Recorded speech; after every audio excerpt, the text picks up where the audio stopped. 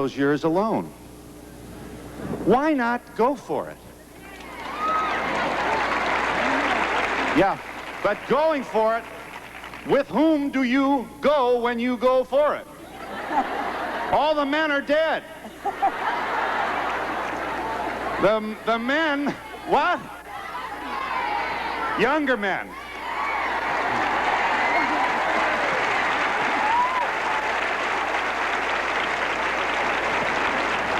Lydia Bragger joins us. Miss Bragger, I don't want to patronize you, but this audience will be very impressed when I tell them you are 82 years old. You are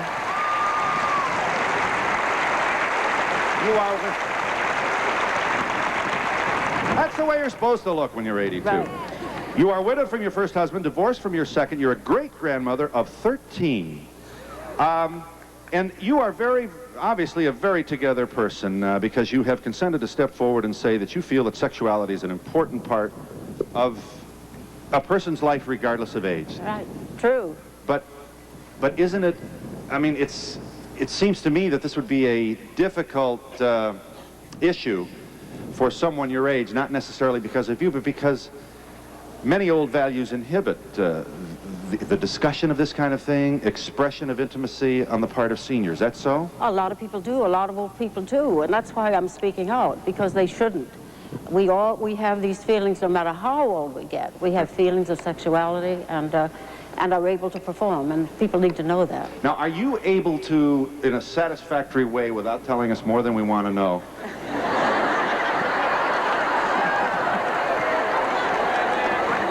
please don't, you don't even know what I'm going to ask.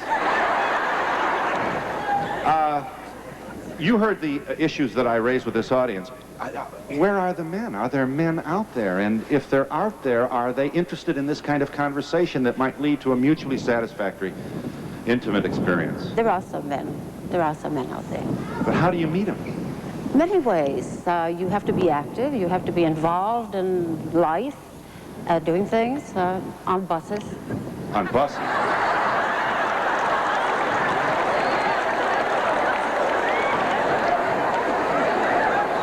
Now, why is that funny? Do you have a what you would call a steady relationship, Ms. Bragger? Or Yes, I do. You do. You have one person that you are likely to see more often than another? Yes. Is it a monogamous relationship with this person? Yes. It is. And did you meet him on the bus? No. How do your kids feel about mother's? They feel all right. My children, my grandchildren especially, feel wonderful about what I'm doing. They're Yeah. what? They're more accepting, are they, than Right. your children? Yeah. Charles and Patricia Simone join us. Between them, you have 7 grandchildren and 1 great grandchild. You've been married for 9 months. You're divorced, both of you? Yes. How long were you married, Charles? How long had you been 10 married in months. your first marriage? 29 years. And Patricia? I was married 32. 29 and 32. You want to add that up? Now, how long were you divorced before you met Charles? 5 years. Separated 7. You were separated for 7. You also are honest to tell us that I assume, like a number of women in your similar circumstance, you were celibate. Is that the word we want to use? That is correct. So that's a pretty long 7 years. Well, it depends on how you look at it.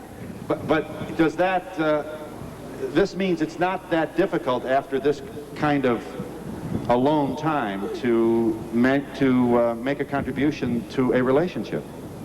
No, it certainly isn't, particularly with one individual. We had met on a bus.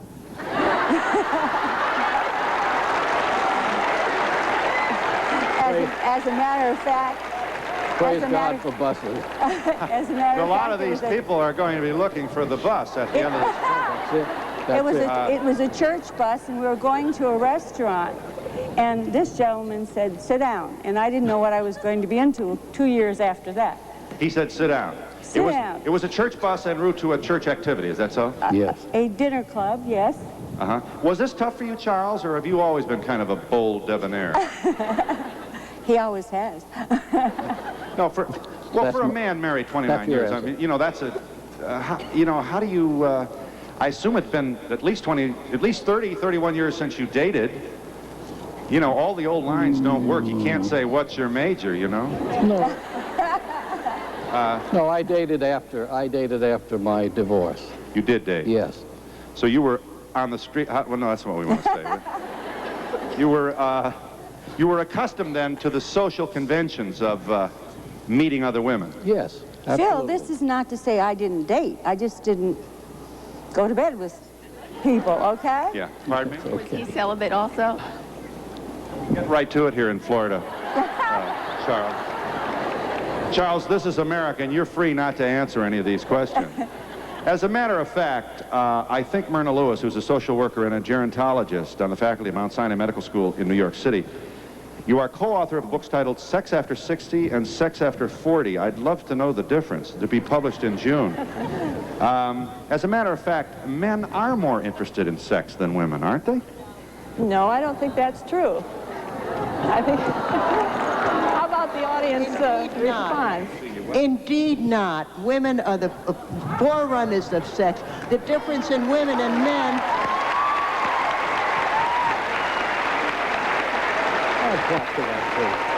The difference in women and men is that women are truly sexy, whereas men have it all in their heads, and many of them... And many of them, I'm speaking about the oldsters now, and many of them, they're really lost before they make that journey.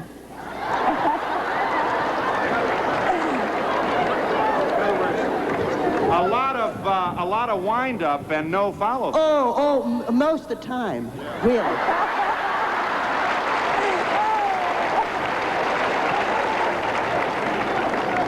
I'm sexy all the time. How? Well, you have our. Where's your book? Question.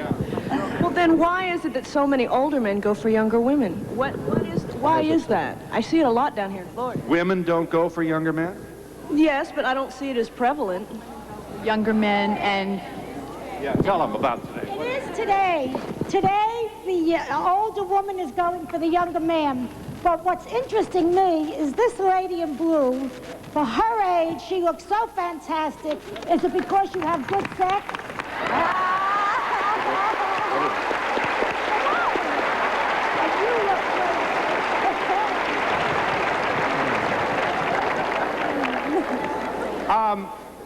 Lydia, you don't deny that. Let's understand this. You know, to earn the right, or what do I want to say, have the good fortune of looking as you do, being bright and clear of mind as you are, and obviously in great physical condition, and not to have a partner with whom you might express yourself intimately, another entitlement, is pretty much a waste of time, isn't it? True.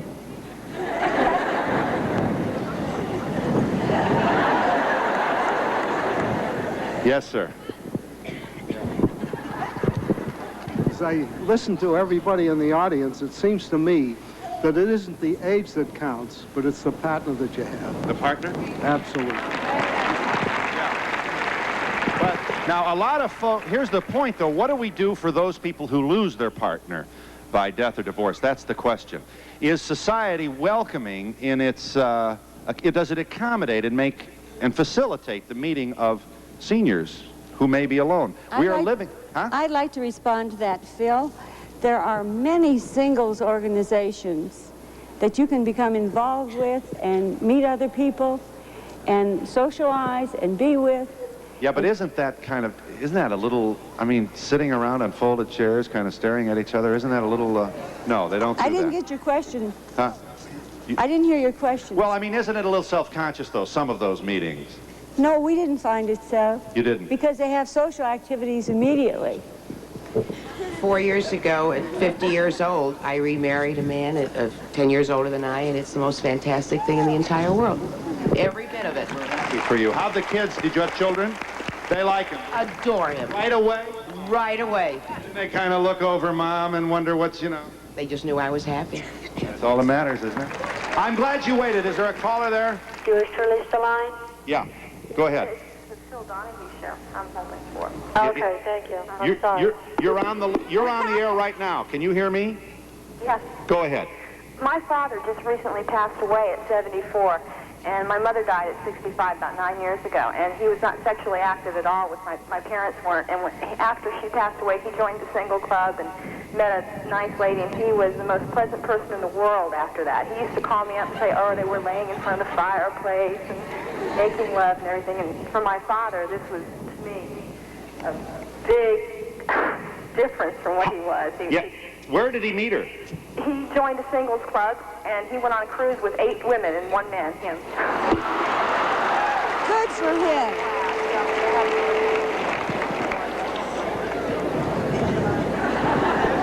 I have an 86-year-old father-in-law who's been active with girlfriends and wives and all this. And recently he's they all die off on him. And he's probably watching this morning. And I find that now he has no companion. He's not watching. He's got something else to do. And now that he has no companion, I find such a change in his behavior. It's almost he's losing his will to do things. And it really, yes, we do need it. We need Lillian. Is that your name? Lydia, we need you. Yes. I'd like to know if when you get older, in terms of how quickly you will relate to someone sexually. In the 60s, it used to be that we did that real quickly. In the 80s, we don't do it very quick when you meet someone. What's it like when you're over 60 now?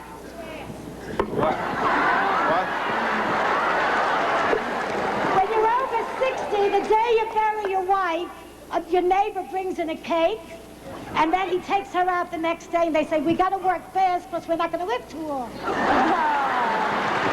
Phil, I wish Charles would jump in here because he has an 89-year-old brother living on Long Island, New York, who's been married just 1 year. I want to just say that my mother's a widow from a year ago, and she's so afraid to have a relationship because of the times that are changing.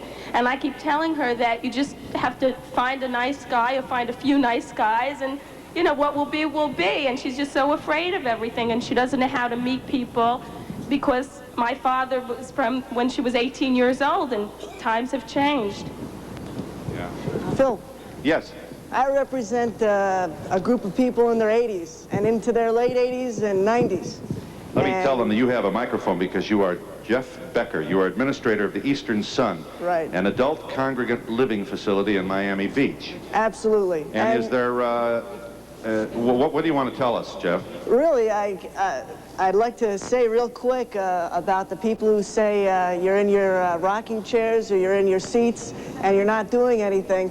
Well, yes, when you get to be 80 and 90, you're definitely spending some time in your rocking chair, but you're not in your rocking chair all the time. And there is the opportunity to meet a partner and have relations and enjoy those relations, and it's important. Are there opportunities for this? Hello, Eastern. Are there opportunities for this in a facility like yours? Absolutely. Well, it depends. I know in my facility, the Eastern Sun, we make that opportunity. We give the people... How do you do that? Real simple. It's knowing when people... Really, the way you are sexually now is the way you're going to be when you're older. So if you enjoy it now, you're going to like it then. And what happens... There's been a little talk around here about the lack of a man's ability to perform.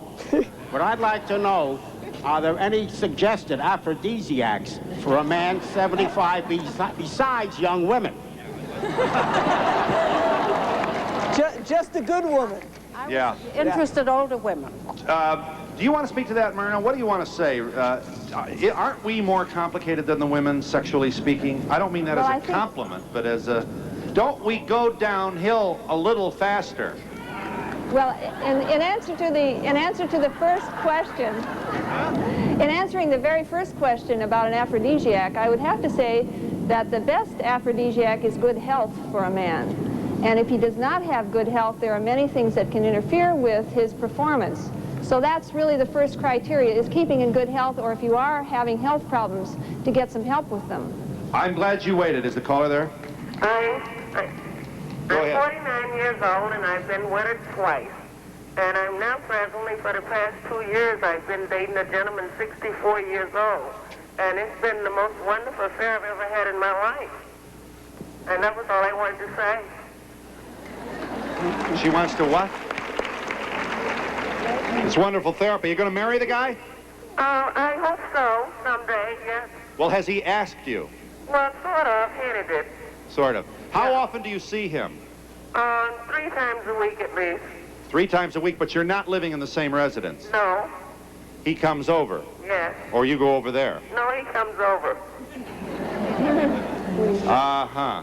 Yes. 3 times a week. And, I mean, our sex life has been, as I repeated, I was married twice before. Right. But with this 64-year-old gentleman, it's been wonderful. Fantastic. What we're hearing, Myrna, is it really can be the difference between wanting to live, can it, and Well, wanting not to. I think that it's very important to have functioning in all areas, and certainly for many people, sexual functioning is a very important part of their feeling good about themselves. Right. We're not insisting that everybody who's widowed or divorced run out and get married or jump in bed. Or, absolutely not. But we are saying that this culture seems to have gone out of its way to discourage this kind of natural human activity with jokes and sneering and I think we've done a disservice to older people in many areas, including their sexual lives. What we really have to realize is that older people are really ourselves in older bodies. It's really not that big a change in terms of personality as one grows older. We are in Miami, Florida, and we'll be back in just a minute.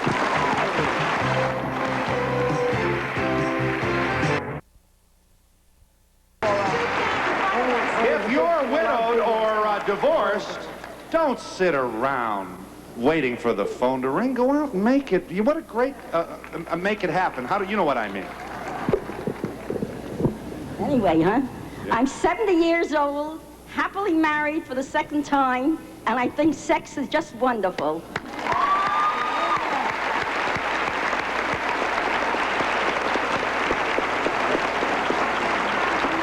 I never in my life thought I'd see this.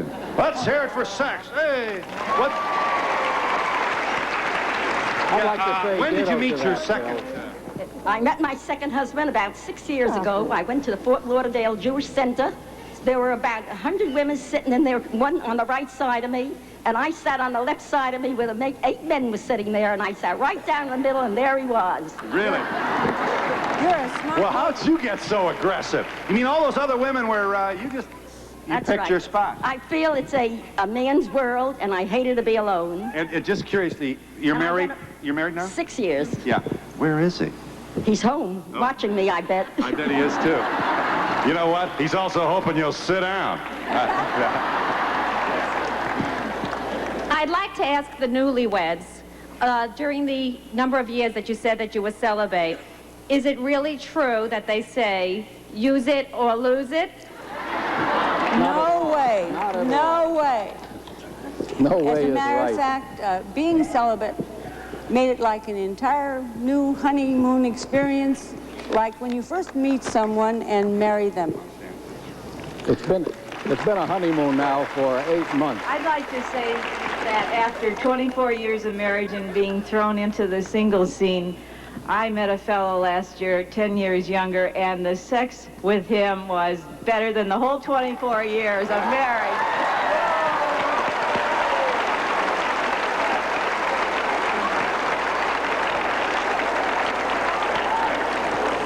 This is making me a little nervous, you know what I mean? It's like, they're waiting for us to go so they can get out.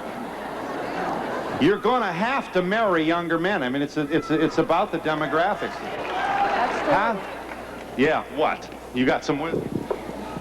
I think that we're all in agreement that sex is great. Now or after 60, I think the problem is finding the partner. I think there's a lot of lonely people out there. Talk to us about that. I'd like to say to all of you about that, finding the partner. What we're finding is that America's getting older and older, and by 1990, the average age of the population will be 50 years old.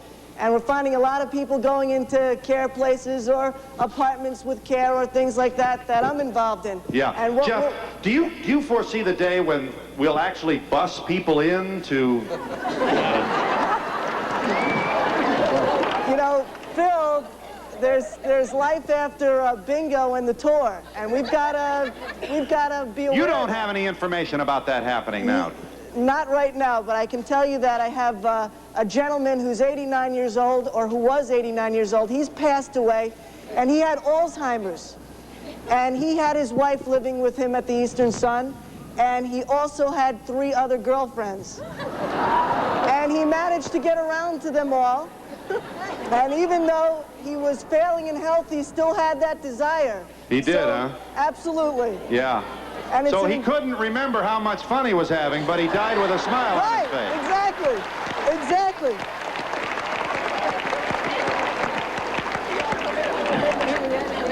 Since sex is such an important part of human nature, and so many of all areas of sex have been dealt with publicly, it seems to me the area that we're dealing with today is almost like a first.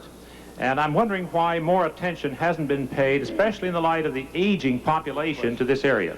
This is why Phil has this show today. And I would say it's very difficult for older people to talk about this. I would say that too. They have the feelings, and they think they're not supposed to feel that way, people I meet. Could I add something? But this is why it's a very important part of life. It's something that people need to know more about and need to do more about, older people. I think it's important if we realize that the Lord gave us sexual capabilities that extend far beyond our child-producing years. True. And that wasn't by mistake. It was for a purpose.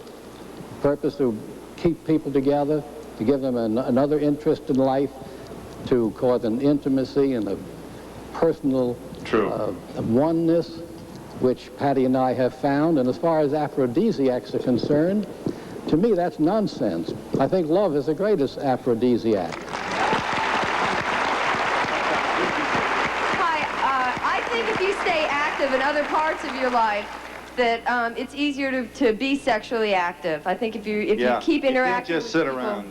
Yeah, I think that makes a lot of difference. It helps to meet people. I do too. Yes. Well, I think after menopause, it's very easy for women, and it's very. I mean, why did the Lord give us menopause?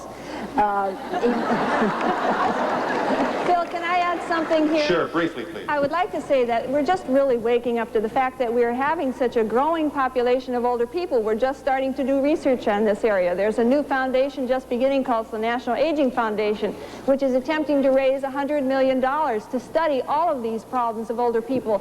We're just starting to move in this area. I just wanted to say to the gentleman over there that had sexual problems that he should watch Dr. Ruth. She could help him out. That's for younger. There you go.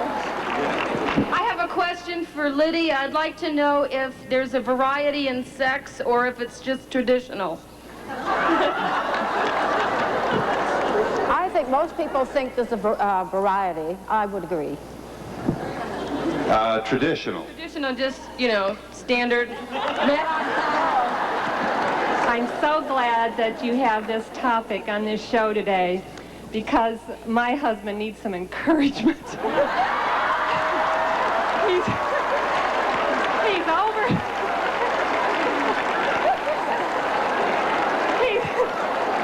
He's over 50 years old, over 50, and he wants to know that it's all not over for him.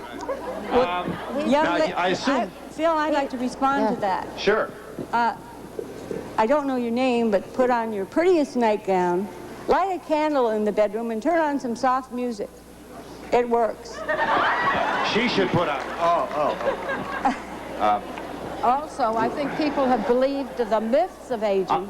I'm glad you called. Hi, go ahead. Hello. I don't think that anybody has called in saying that we're a little bit tired of every time we turn on the television of seeing everybody from the waist down. This is what you call resocialization and values clarification, and it's becoming global. And I do believe in the health of people, but I don't think that we have to look at people from the waist downward all the time. It's getting a little disgusting. That's what's wrong with our young people today in our schools. Yeah. And all of the pregnancies that exist because of... Yeah, we do seem to have a focus that's... Oh, no. All right. I just want to say that I'm really happy to know that I have a lot to look forward to. There you go. I think that we all have a lot to look forward to. For that lady on the telephone, I don't consider myself old. And when I go out, I don't look for sex, I look for friends, but it just comes my way. My grandfather was 97 when he passed away 2 months ago, and he had a sex life at that age, and he said, even if your equipment isn't working, you know how to give pleasure to the women. That's how he enjoyed it. That's why it lasted for 97 years.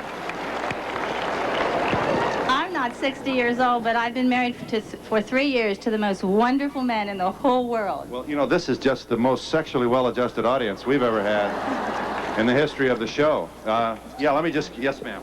Yes, ma'am. Phil, I think it's fine for people in a steady relationship, but what about the psychological aspects of people who can't deal, like with the hound dogs of the world? The hound dogs? The hound dogs, you know. Yeah. Any age group has them. You mean they kind of, yeah, they're... That are, you know, the lady sit over here, oh, we're going to die, so let's hurry it up, you know, that sort of thing. So sometimes this can be devastating. To the male, they come on too strongly, you feel? Yeah, well, maybe the women can't, you know, if it's not the man, or it could be the man or the woman, but they couldn't deal with it psychologically, and the fact that maybe this is too quick of a relationship, or too much sex too fast, or... I don't care if I'm 60. Deal with that. Lydia, I'm sorry. You learn to deal with that. You learn to deal with that. You do? Sure. I really don't, even though I'm 60 years old, I would prefer to think that I am sensual. And when someone approaches me, it's my ability either to say yes or no. Right. But it's flattering to know that people respond. Seeing that birth control is not an issue, is it easier to get into a sexual relationship and not worry about getting pregnant? That was a question that I was asked by the producer. And sure, the kids today don't need to worry about getting pregnant either because they have the pill.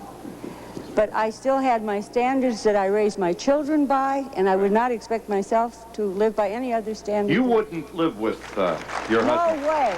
No way. You waited until you got married? Absolutely. Really? So in other words, your first and second marriage, so to speak, were really under the same circumstances. That's pure true. and chaste from afar until you got married. If I respect my Creator, my God, yes, it had to be that way for me. Yeah. Whatever anyone else does, that's their business. Are you there? I'm glad you waited. Hi. Sex among the ages. Go ahead. I'm 55, and I have 9 children, 16 grandchildren. 2 of my children are older than my present husband. He is 20 years younger than I am, and we was married 4 years ago, and it is fantastic. I said that's the way to go. Don't these calls intimidate you? No, not at all. They think we're going to be at Forest Lawn and they're going to be having the time of their lives. That's what they're here for, to have the time of their life. I thought, you know, after we go, why would they ever want to have sex again? Why not? It doesn't end for anybody who's here. If you're still here. What? I feel it gets better with age. Yeah. I have a question. Don't you think it also helps with the attitude that they're living life and enjoying life as long as all the way around they're feeling better about themselves? It gives, don't you think it always gives you, people a better zest for life? Oh, isn't it? Absolutely. It's the ultimate compliment, isn't it? Or it can be. It can be a very unpleasant experience if you don't have any interest. But to have someone express an interest in you in this way has got to be flattering. It certainly is. I'm hearing about all the relationships that are working out, but also from speaking to elderly relatives, I'm hearing about all the women chasing the men chasing the women, the running through the bedrooms back and forth. What about that, the other side? What other side? What other side? But the availability of men should be taken very much into consideration. Again, That's why you have to date younger people. yes, but aren't we depriving the younger people of their natural? Oh, let them fend for themselves. The attitudes of the elderly people are just now becoming verbal. I'm wondering if you had the same type of attitude when you were in your 20s and 30s but just couldn't express it, or did you feel it? Did you actually feel it, or what? Not Lydia. I. No, I was brought up in a very conservative atmosphere. No, we never spoke about sex when I was growing up. It's only since I've been able to come out and not be afraid of what I said or how I acted or be myself that I have expressed myself. Did you have what? Did you have what? Did you have those feelings? I mean, the attitude that you have now, did you have it then? No, definitely not. Yeah. Would you like to get married, Lydia? No, I wouldn't mind living with someone if I found someone to live with. And we'll be back in just a moment. I had something all prepared and I forgot. But I just want to tell you, sex is great, and I'm a widow. You're a widow and sex is great? It's great. I've been a widow for 5 years. Don't knock it. Don't knock it. Have you met anybody? What do you mean, sure? Well, stand up. Now, so in other words, widowhood doesn't mean you have to sit in the rocker. Oh, enjoy yourself. Yeah. It's great. You hear that? I hear it, but I don't believe it. I think... You gotta meet the right person, of course. I don't think so. I think that meeting the right person and not having sex isn't that important. I mean, you have a woman who thinks of you and loves you and who is lying next to you. That's enough for me. You don't have to be with fireworks in the chandelier, do you? No, I don't. Maybe not, but it's better that way. I'd like to ask Myrna, is sex good or bad for someone recovering from coronary heart disease? Does she know anything about that? I know it's a sad question. That's a very important question, and I think it's one that every person who has a heart disease and is interested in this issue discuss with his or her doctor, because in most cases, after 8 to 12 weeks, it is safe to resume under your doctor's guidance, of course. I got some wisdom here. It's not wisdom, but it's guaranteed. My cardiologist said this is the best thing in the world. 6 to 8 weeks. Start it whether you're married or unmarried, but it's good for you no matter what the age. Really? Really? Yeah. Are you there? I'm glad you waited. Hi. Good morning, Phil. I've got a good one for you. Yeah? Okay, I did some volunteer work at my church. I went into a nursing home, and I asked the men and the women, I said to the men, what would you like for us to bring you? You know, candy, cigarettes. They wanted Playboys. And the women wanted nightgowns and monogram socks so that they could leave their monogram in the men's bed so that they'd know who they'd been sleeping with. And then I had to go to Kmart and buy 30 nightgowns. And here I am in Kmart buying nightgowns, and the lady says, what do you do for a living? And I said, I'm doing volunteer work for the church, and these ladies want nighties. Right. But anyway, you know, So the work of the Lord is about monogram socks being left in the bedroom. Well, you know, it was sort of embarrassing because I had to go before the church committee, and they said, well, what do they want? Candy, cigarettes? Yeah. And you know, here I am. Well, has there been a change in the behavior of the people that you're buying these things for? Well, we usually go around Christmas time, and usually, you know, we take fruitcakes and stuff, but I don't think I'm going to volunteer next year. Phil, I want to ask. I'll vouch for this gentleman over here that was speaking about the heart operation. I've had a back operation. I've had open heart surgery. I've been married for 43 years to a wonderful woman. And I will tell you one thing. I have 3 married children, 5 grandchildren, and all my children say to Mother and I, why don't you stand up, Mom, so we can see you. Go for it. Go for it.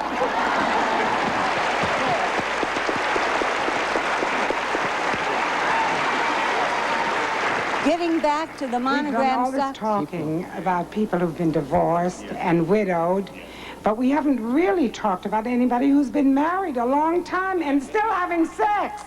41 years, and that's me.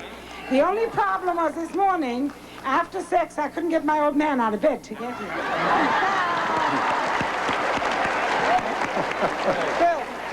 You just kind of left them breathless, did you? And you got in the car and came down.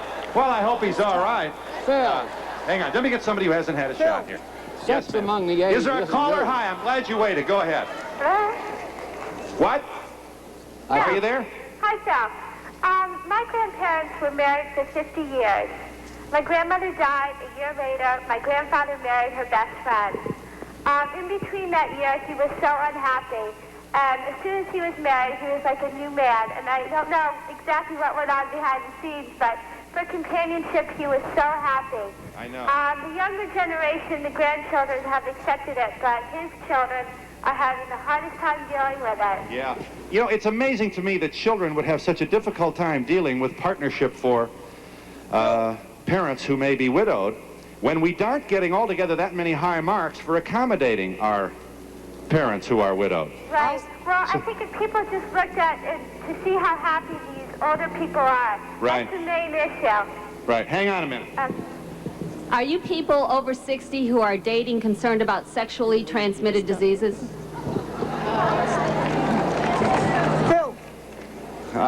Phil. No. Phil. I have a question for the expert. With all the emphasis on physical fitness and staying healthy and looking younger, will those of us who are 40 be sexier when we're 60?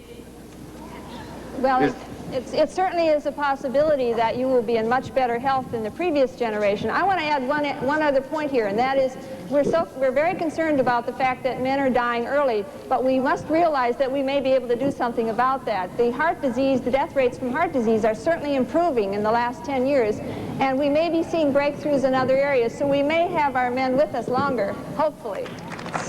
Well, I hope so, too.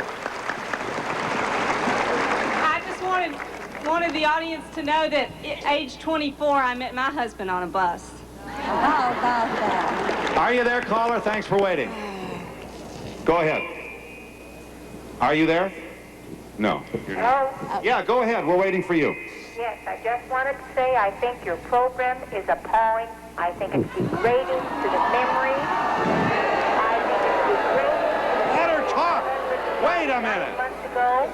I'm sorry. Wait a minute. Wait till what is it that bothers you? It bothers me, Phil, that people make light of a God-given gift of sex. But why can't we? Why do we have to be so sacred about it? Because the Word of God teaches it, my friend. If you don't know it, read it. I know, but if it's sacred, then it's kind of hard to have any fun, isn't it? Fun hasn't got it. Fun isn't going to go with you into eternity.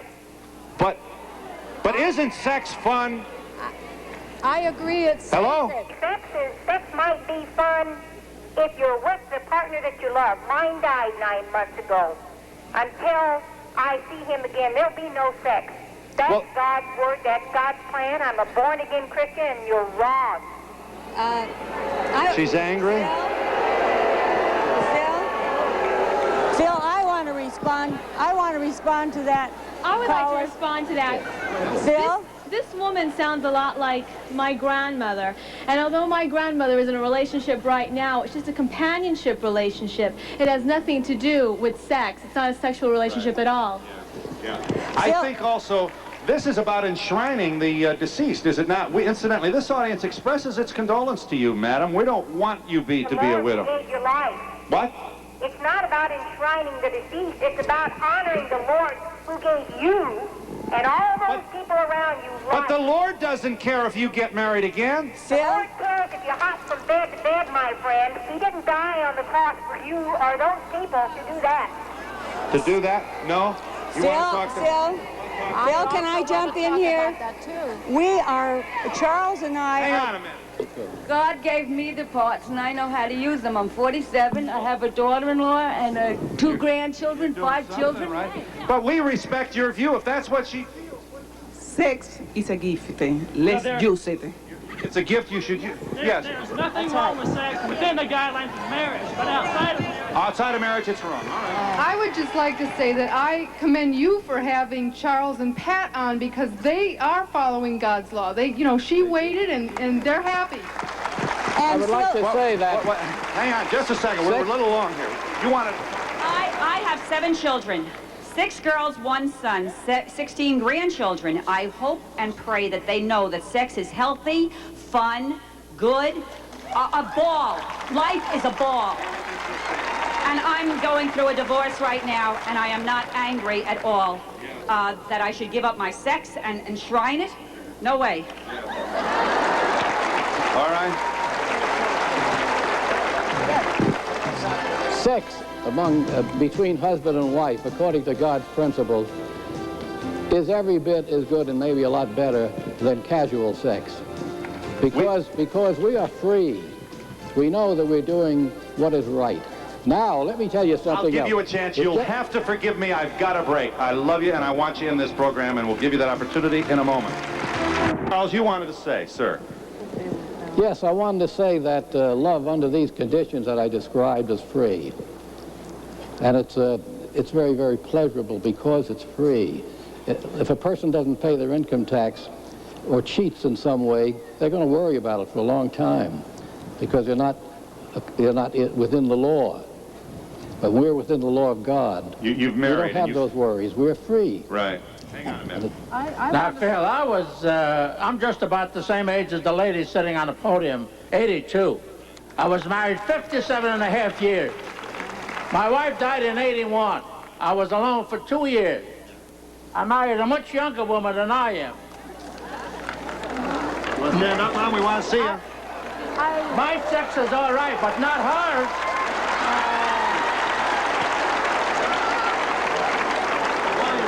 I don't know. And see, don't forget, 57 and a half years I have, 4 children. Well, you look like a happy man. I am.